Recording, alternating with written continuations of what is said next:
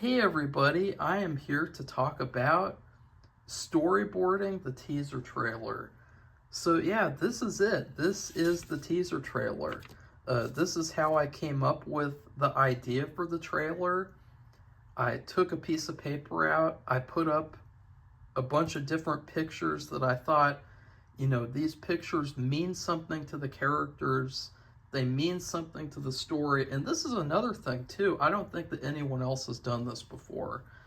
There's a lot of the times where they'll shoot shots just for the trailer and they'll mix them in with other shots that are actually in the movie.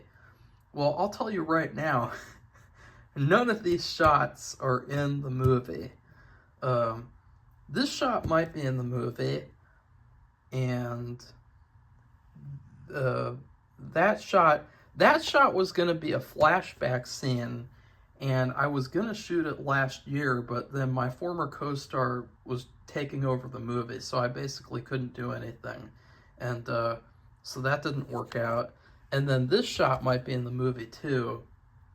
And basically, I'll say this about storyboarding. Storyboarding, I don't know if every filmmaker needs to storyboard. I think that it's really important to me because, like, no matter how much visualizing I can do in my head, it's really helpful to have the visual representation of that out on a piece of paper so that other people can see, this is what I want. This is going to be the movie. These are the pictures that I want as the film. Because what I do is I think of visuals first. I don't think about dialogue. I don't think about music.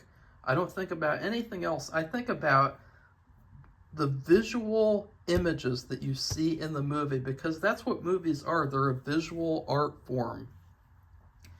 And I would say that this is because all the way back in 2018, 2019, and just so you know, my cat is snoring in the background. I don't know if you can hear it or not. But anyways, all the way back in 2018, I took Ron Howard's masterclass. And Ron Howard talked about how there was this one day where he was on a flight in an airplane and he was watching Indiana Jones. And it was the first one. Yeah, I think that's Raiders of the Lost Ark. Yeah. I've actually never seen the first Indiana Jones, but he said he forgot his headphones. And so he had to watch the whole movie with no sound, no music, no anything. And it helped him learn about filmmaking and understand the art form more, because he had to watch the whole movie without being able to hear what the characters were saying. And he said that it was a testament to how great the movie was, because you could understand the entire movie without having the sound on. And so when I'm editing a movie, when I'm storyboarding, when I'm doing shot lists, I'm not thinking about the dialogue. I'm thinking about, can you understand and comprehend the story without the dialogue, without any of that, because all of that stuff is secondary to the visual. It's secondary to the pictures that are on the screen. And it's funny too, because Ron Howard, I don't really think that he took his own lesson, because his movies, he even showed his process in the masterclass. He does what a lot of filmmakers do nowadays. They shoot for coverage, which means they go to a scene and they go, oh, okay, I'm going to shoot this whole scene in a wide shot, a couple of medium shots, and a couple of close-ups, and then I'll call it a day. I'm not really going to do anything interesting. I'm not really going to put any sort of artistic effort into it. I'm just going to shoot for coverage. And spoiler alert, it doesn't really work out very well for Ron Howard. I mean, I don't know about you guys, but personally, I think that watching Ron Howard's movies is like watching old people having sex. And so I don't think that worked out very well for him. So that's not my approach. I'm very anyways, so I took these pictures, and a lot of these pictures, some of them are kind of in reference to other pictures. Like this one, I'll show you guys later, is inspired off a picture of Nikola Tesla, who is one of the inspirations for the character of Azrael. This shot was inspired off of The Nightmare Before Christmas, which it's funny because I think that I have the Mandela effect for that movie, because I could not find a shot in that movie that looked like this, even though I really thought that was in the original movie. So that's funny. And then I think one thing, too, a little tidbit, is that I wanted the teaser trailer to have 9 specific images, and it also has 9 captions, and then of course the dialogue at the end. But the importance of that is that you have 9, 9, and then all of these are in reverse. All of these are in reverse. So that's 9, 9, 9, 9. And if you don't know about symbolism, 9, 9 is symbolic for new beginnings.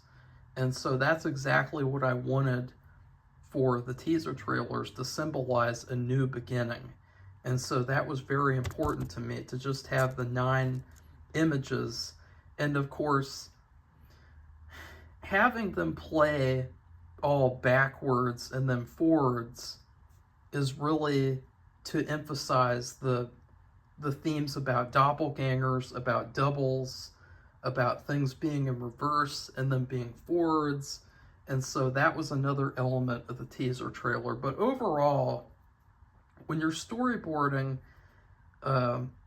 another thing is, probably my second to last thing that I'll say, is that you have to think about what kind of movie you're making aesthetically and what you want your trailers to say. Because what I wanted was for the trailer to be very mysterious and epic, badass. And so a lot of these shots, the character is in silhouette. He's in silhouette in that shot. In the actual trailer, only his hand, only the top of his head, no head, just his back, kind of his full body, but it's cut off screen. This is really the only shot where you see his face, you see him talking. And so when you're doing your own storyboard, you have to think about what kind of dynamic, what kind of trailer do you want? Do you want it to be mysterious, or do you want it to be like a comedy where you show like a lot of funny scenes and you show like highlight comedic moments of the movie? Or do you want it to be scary, so you build up to like a scare or something? You have to take that into account too. So there's a lot of different things that come into play here.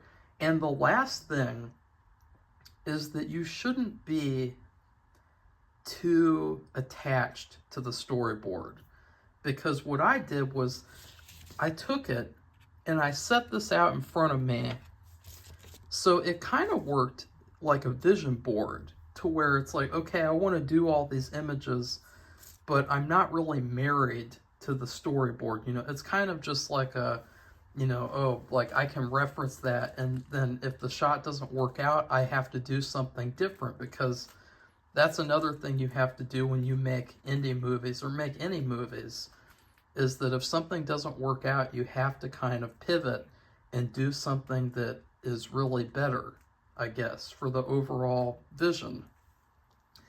And what was I going to... Oh, yeah. So this one, originally this shot was going to be of my character looking in the mirror, and then there's a flash of lightning, and you see this guy's face. But I already kind of did that in the teaser trailer I put out last year, the Bab one that my former co-star did. That was really bad. It just sucked in every way, shape, or form. And so I wanted to do something good. So I thought, what if I had this character, and his face is his face is covered in clay, and he's just ripping clay off of his face, scraping it off of his face. That's why I let my nails grow out a little bit so that I could really scrape it off. It could be really visceral, really creepy, and energetic. And I just didn't end up having the time to do that. And, you know, they talk about shooting at the last minute. Well, I was all the way down to the very last minute when I shot this final shot.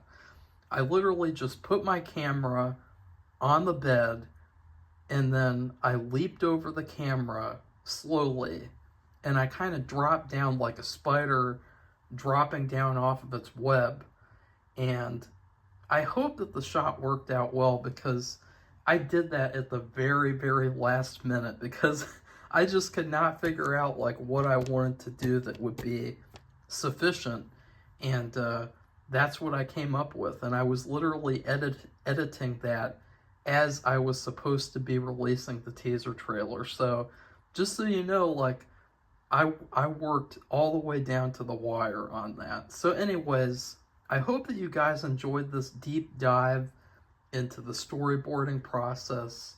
I don't really think there's much else that I could say without being very, very boring and very stupid. So anyways, goodbye and see you soon for more behind the scenes videos.